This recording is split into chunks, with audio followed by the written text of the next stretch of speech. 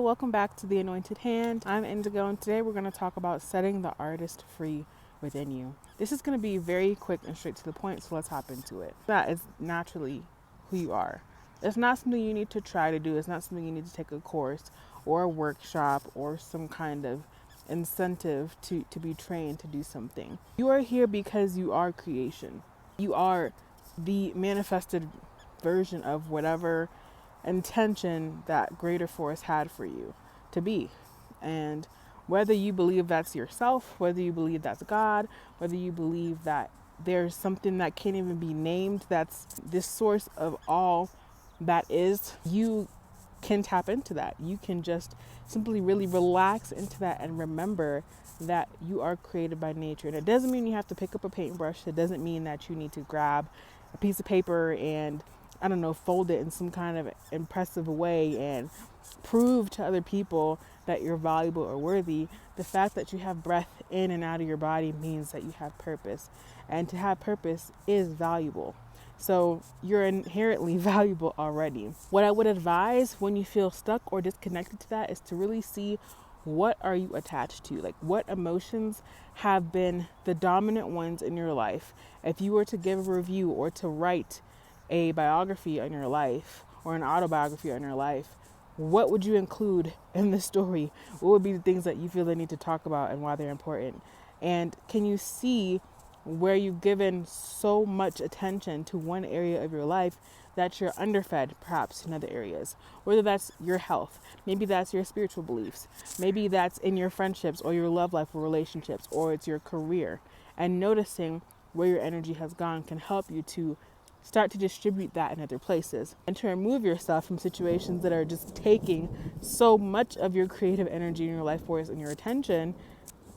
Instead, to remove yourself from those storylines that are old and play out and that are no longer happening, because all you have is right now in this moment.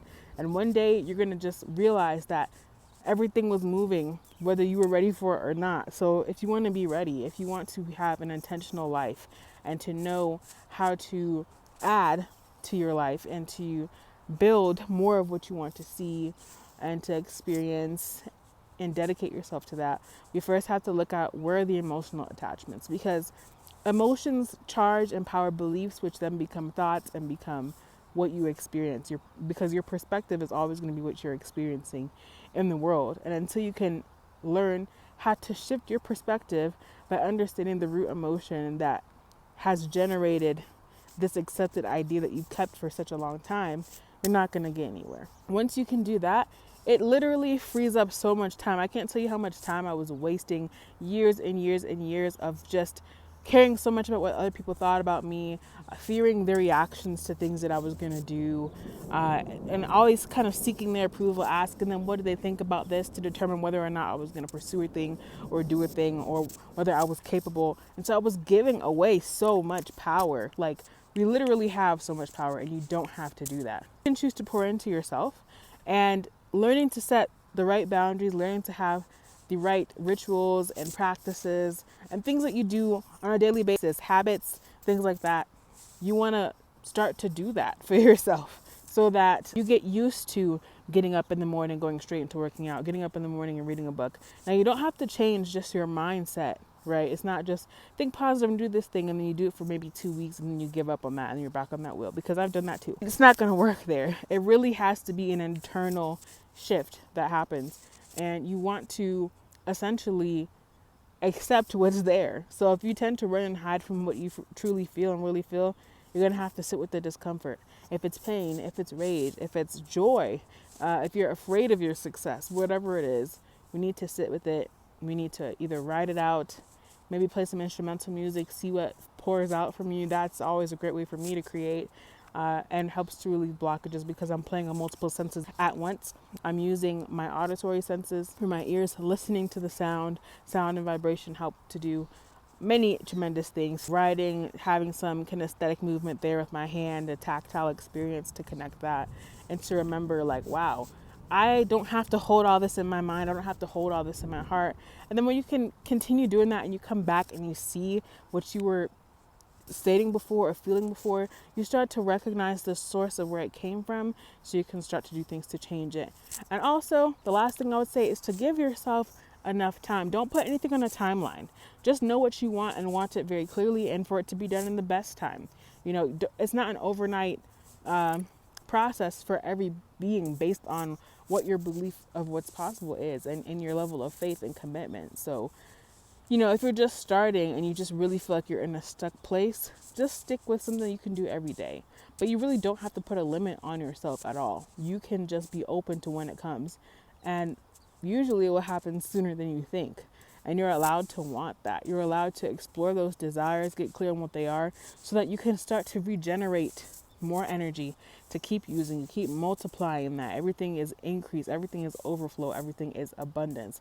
So my perspective on what is helpful or useful when it comes to releasing that artist in you, because it's not about what you're sharing necessarily with the world, but it's what you feel like you were born to do, what brings you the most joy, what feels like you're blessed to you, what feels like you're heaven on earth. You have that feeling and that sensation because it's to happen. You're meant to use that desire so that things can come into being. You get to become the mini creator in your life of that way, working with the big creator.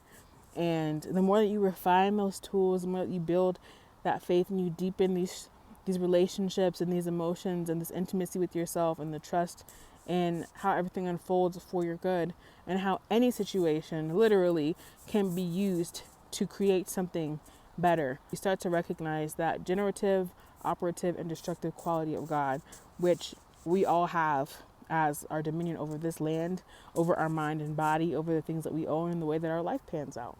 So you are an artist because you were created and you're a creation. And what's inherent to creation is creating more things, recreating new things, discovering what new things should be destroyed, which also creates change. So everything is already happening that needs to happen. It's just being clear on, do you want it to happen with more details, with more intention, with more specificity, with more involvement, with more participation, and to see what happens, to see what results you get from dedicating yourself to that. Thank you so much for watching this video. Comment down below what helps you to feel free within, what releases your creative energy, how do you get things moving once you've been stuck in a rut and are ready to shift gears to get momentum again. Peace out.